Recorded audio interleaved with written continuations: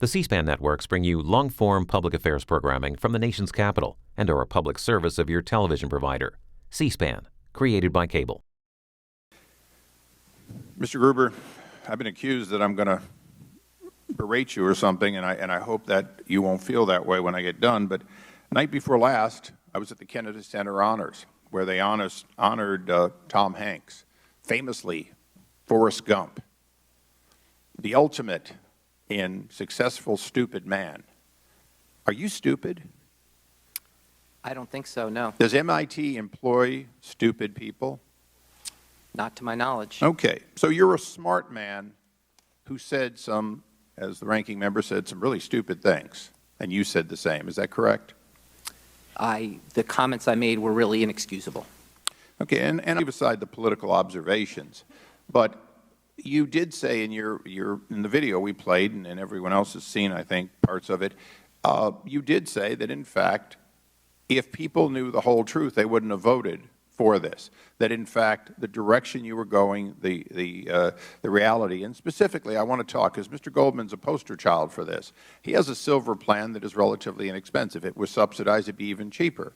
But the shifting of some people to pay more than they previously did, because remember, health care went up in price. So for Mr. Goldman to get a reduction, somebody else got not only an increase, but an increase to offset his decrease.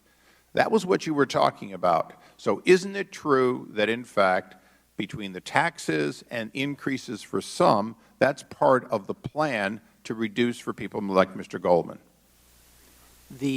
First of all, I made a critical mistake in trying to conjecture with a tone of expertise. Yeah, no, but you're an expert on the analysis of the numbers and where the cost shifting goes in your microeconomic analysis. And I'm asking you, as Dr. Gruber, a smart man at a great institution that has collected over over $4 million in various fees and so on, your analysis, isn't it true that in order for Mr. Goldman to get his reduction, and he's very happy about it, that in fact there was cost shifting, including those so-called Cadillac plans? Isn't that true?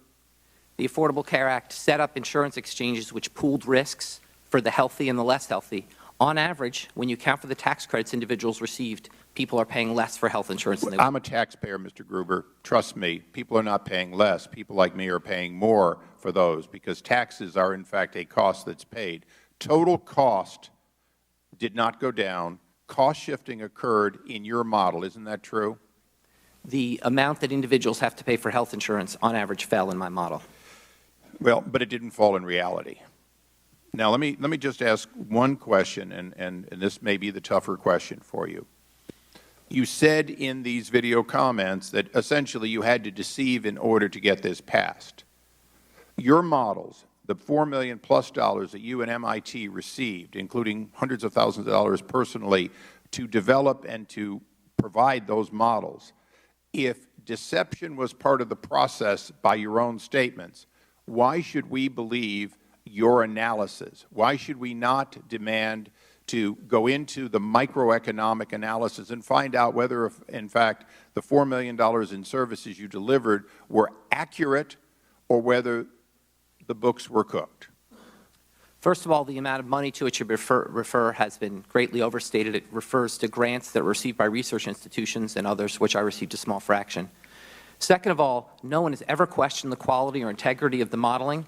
The fact I made— Mr. Gruber, I'm questioning it in light of your statements, and that's why I'm asking. Shouldn't we question or at least have independent analysis of the numbers you delivered before, actually to Massachusetts for that matter too, but to the Federal Government, based on your statements that, in fact, if people knew the truth, they wouldn't, and that there was a deception in your own thing? And it's all I want to go to the ranking member, but is there any reason that you would not approve of the idea that there should be independent validation of the numbers you used in light of the statements that we've seen you made? I think that the quality of my numbers should not be reflected by comments I made where I was conjecturing outside my area of expertise. At the same time, my modeling has always been very transparent. I've posted information about my model, and I'm happy to ask questions about the model, answer questions about the model and how it works. Thank you. I hope that this committee and the next Congress will insist that there be an independent analysis of whether, in fact, that model would stand the scrutiny of an audit. With that, I